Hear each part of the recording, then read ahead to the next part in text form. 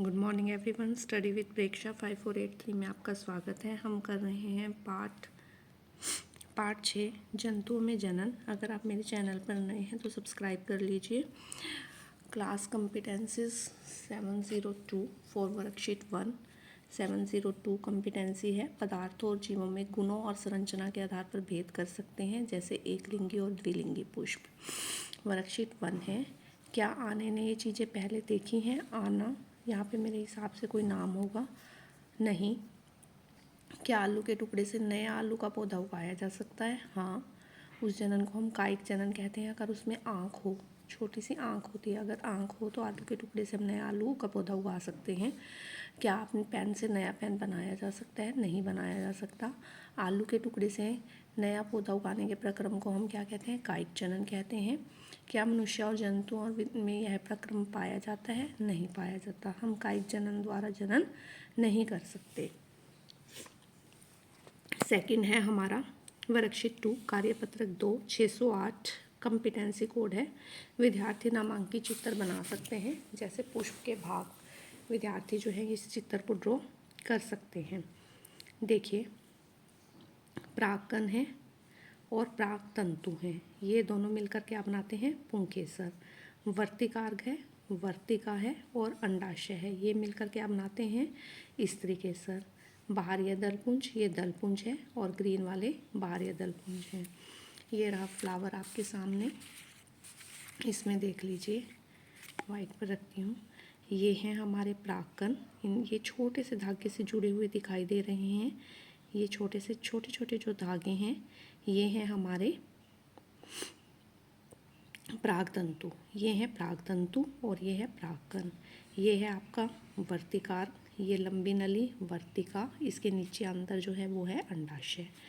वर्तिकार्ग, वर्तिका, अंडाशय, ये हो गए स्त्रीकेसर। परागकण, परागतंतु, ये हो गए हमारे पुंकेसर।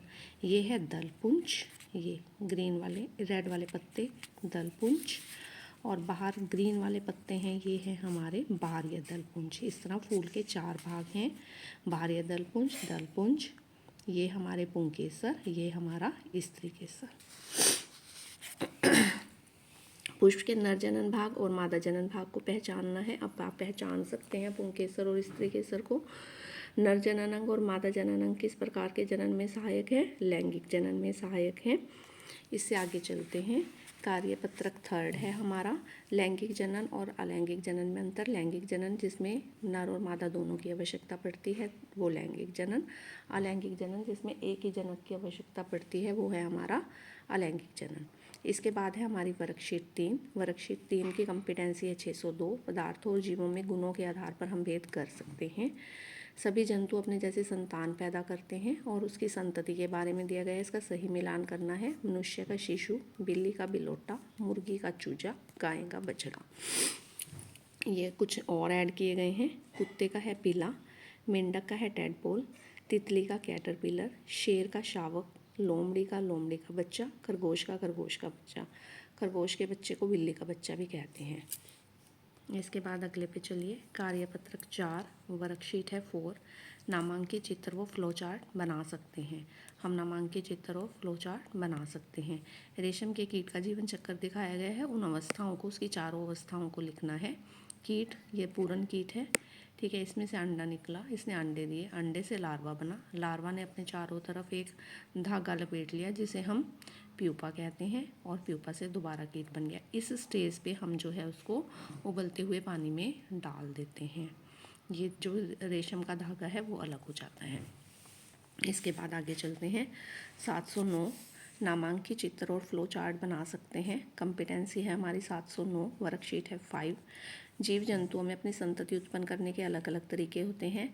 अमीबा और मनुष्य में जनन के अलग अलग तरीके हैं। देखिए, अमीबा, अब एक द्विखंडन हुआ, 2 भागों में बटा और 2 नए अमीबा बन गए।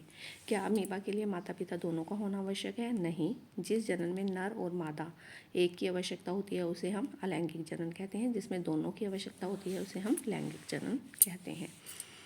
वर्कशीट है हमारी 6 703 कॉम्पिटेंसी कोड है। पदार्थों, जीवों और प्रक्रियाओं का अवलोकन योग्य गुणों के आधार पर वर्गीकृत कर सकते हैं। अवलोकन करके योग्य गुणों के आधार पर हम उन्हें वर्गीकृत कर सकते हैं, पदार्थों, जीवों और प्रक्रियाओं का।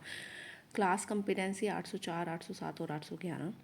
यह जंतु जो सीधे शिशु को जन्म देते हैं उन्हें हम जरायुज कहते हैं। जो जंतु सीधे शिशु को जन्म देते हैं जरायुज, जैसे मनुष्य। जो अंडे देते हैं अंडप्रंजक, जैसे मुर्गी। जो शिशु को जन्म देते हैं जरायुज, जैसे मनुष्य। जो अंडे को जन्म देते हैं अंडप्रंजक, जैसे मुर्गी। अब देखिए नीचे दिए गए जीव जंतुओं में से हमें जरायुज और अंडप्रंजक, मतलब जरायुज शिशु को जन्म देने वाले और अंडे देने वाले, उसके आधार पर छांटना है। जरायुज जो शिशु को जन्म देते हैं गाय, बंदर, कुत्ते, भेड़, भैंस, भालू, बकरी, शेर। अंडप्रंजक जंतु छिपकली, तितली, बत्तख, कछुआ, सांप, मगरमच्छ, मेंढक, तोता और मछली। अगर आपको वीडियो पसंद आई तो आप चैनल को सब्सक्राइब कीजिए, बेल आइकन दबा दीजिए ताकि आगे आने वाली वीडियो की नोटिफिकेशन आ सके। Please like, share and subscribe.